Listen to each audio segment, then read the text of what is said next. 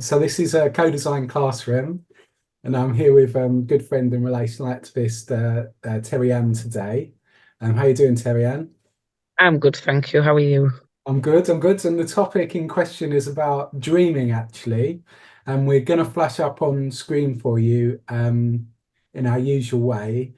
This exercise, which is actually from the book Insight and Action, about dreaming and this idea of dreaming backwards, so sort of setting a goal and then thinking about what the steps are that can take you there, that can take you to that dream or goal that you have. And is this something that you've done previously, or what's your notion of thinking Wow. dreaming, Terry Ann? As a care leaver, I think you spend half your life dreaming backwards, looking at how you wish things could have been or how the world tells you it should have been. And then you travel back to where you are, and then you think that's when you start to question them, well, how do I actually get back to there? Yeah, So I don't think I've ever done it with quite so much structure as would be in this exercise, which I think would help because I think your mind can then spiral to a million different things whilst you're in that dream. But I definitely agree that it's a great exercise to do. I think dreaming forwards can sometimes be scary because it's the unknown. You're looking at what haven't I done? What do I need to do? And that can be draining. That can feel like pressure.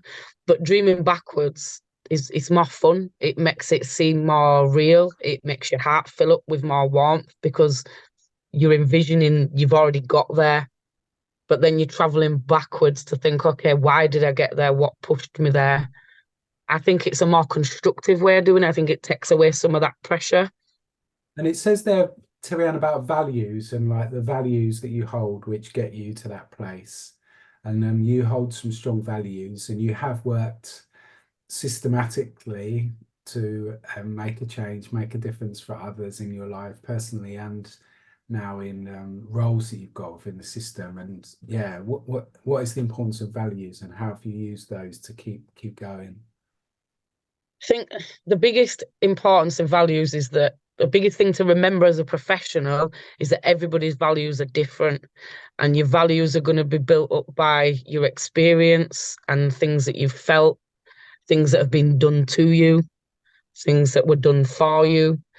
So I think the first and foremost thing is to remember that not everyone's values will be the same, but that doesn't mean that they can't interrelate with each other Yeah. because we might value it in a different way, but in the long term goal might still be the same, but we've just traveled a different route of the mountain to get to the top. I love that. All right. Um, That's wicked. And so give us you're part of a couple of organizations, one that you founded yourself and another that you're working for. Do you want to give those details to Anne so people can connect to your work? yeah, so my professional paid role is a part-time project worker at the Care Leavers Association. So we are funded by the National Lottery, and we're currently developing and soft launching in the next week our project Care Leavers Connected, and the aim is to support and create a community and connection for care leavers that are 25 and above. We found that the gap is that care doesn't stop at 25 and the needs go on. Not everybody builds up the skills and the resilience to be able to challenge things. So we're there to try and help create that connection. And when I say 25 plus, I don't just mean up to 30, 40. I'm talking we've got 80 and 90-year-old care leavers getting in touch with us for support. So everyone's included. That's And then my other organisation is Naya, which is an advocacy service that I founded during lockdown after leaving university. I'd always tried to avoid kind of being in the care leaving section because that was my life and I wanted to explore something different. So I stuck to youth work because I think they're, a big community of people that are hard done by. Everything they do, the government creates a law to make it wrong, even when they're just trying to learn, but then tells them it's okay to make mistakes and then punishes them for it, which blows my mind. But everywhere I went, I was constantly being pulled back to the care leaver sector, whether it was a young person's story that I could relate to, or whether it was a systematic failure that I could see.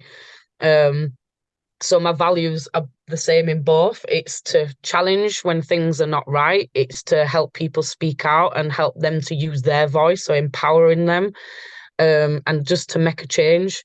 And to make a change doesn't mean that, I build a big massive building or a statue. It can just be, if every day I can go and impart a bit of knowledge on one person, and that one person going to pass it on to another, that's making a change. I've changed five perspectives by talking to one person.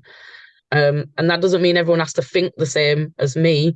It's just, if you're passionate about something and you want to see positive change, find the right way to challenge and create that change. Wow. Now there's a inspiring description of having dreams and getting there. So yeah, thanks so much, Terry Ann. See you again. All right, bye.